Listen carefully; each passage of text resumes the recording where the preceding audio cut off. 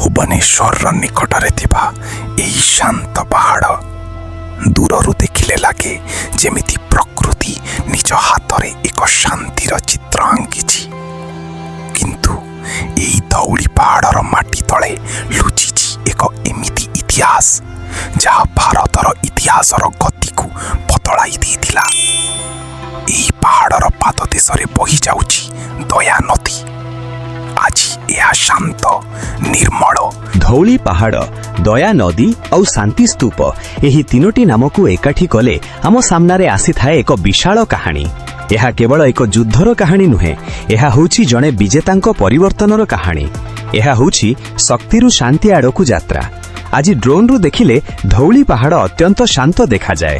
ଦୟା ନଦୀ ଧୀରେ ଧୀରେ ବହୁଥାଏ ଆଉ ଶାନ୍ତି ସ୍ତୂପ ନୀରବ ଭାବରେ ଠିଆ ହୋଇ ମନେ ପକାଇ ଦିଏ, ମାନବ ସଭ୍ୟତାର ସବୁଠାରୁ ବଡ଼ ବିଜୟ କାହାକୁ ପରାଜିତ କରିବାରେ ନୁହେଁ, ବରଂ ନିଜ ମନର ହିଂସାକୁ ପରାଜିତ କରିବାରେ।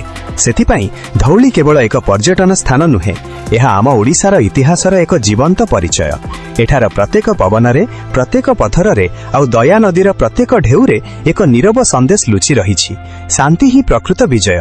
ଏହି ହେଉଛି ଧଉଳି, ଏହି ହେଉଛି ଦୟା, ଆଉ ଏହି ହେଉଛି ଆମ ଗର୍ବର ଓଡ଼ିଶା। ଜଣେ ବିଜେତା ଯୁଦ୍ଧ ପରେ ନିଜ ବିଜୟକୁ ନେଇ ଗର୍ବ କରିବା ପରିବର୍ତ୍ତେ ମାନବିକତା ଓ ଶାନ୍ତିର ମାର୍ଗ ଆଡ଼କୁ ଫେରିଥିଲେ। ଆଉ ଏହି ପରିବର୍ତ୍ତନ ସହିତ ଜଡ଼ିତ ଅଛି ଧଉଳି ଓ ଦୟା ନଦୀର ରହସ୍ୟ। ଦୟା ନଦୀକୁ ନେଇ ଲୋକକଥାରେ ଏକ ଆକର୍ଷଣୀୟ କଥା ଶୁଣିବାକୁ ମିଳେ।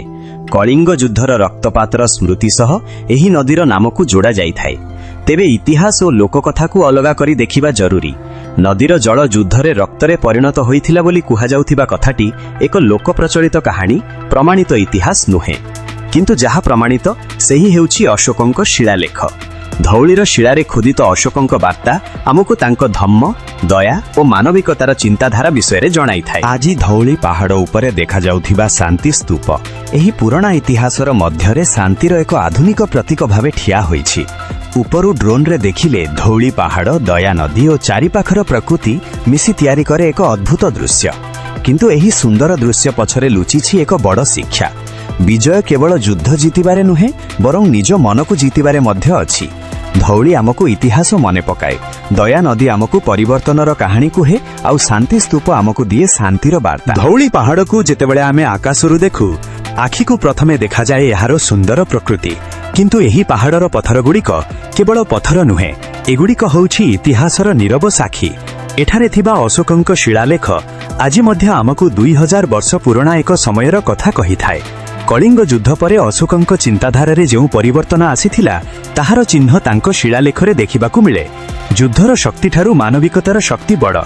ତ ସାଙ୍ଗମାନେ, ଆପଣଙ୍କୁ ଏହି କାହାଣୀଟି କେମିତି ଲାଗିଲା ଆପଣଙ୍କର ମତାମତ ନିଶ୍ଚିନ୍ତ କମେଣ୍ଟ ବକ୍ସରେ ଜଣାଇବେ ଏବଂ ଲାଇକ୍, ସେୟାର, ଫଲୋ, ସବସ୍କ୍ରାଇବ୍ କରିବେ। ଆଗକୁ ଏମିତି ନୂଆ ନୂଆ କଣ୍ଟେଣ୍ଟ ଆସିବ। ଯଦି ମୋ ଭିଡ଼ିଓଟି ସମ୍ପୂର୍ଣ୍ଣ ଭଲ ଲାଗିଥିବ ଏବଂ ସମ୍ପୂର୍ଣ୍ଣ ବି ଦେଖିଛନ୍ତି, ଆପଣମାନଙ୍କୁ ସମସ୍ତଙ୍କୁ ଧନ୍ୟବାଦ। ରହିଲି। ଜୟ ଶ୍ରୀ ଜଗନ୍ନାଥ।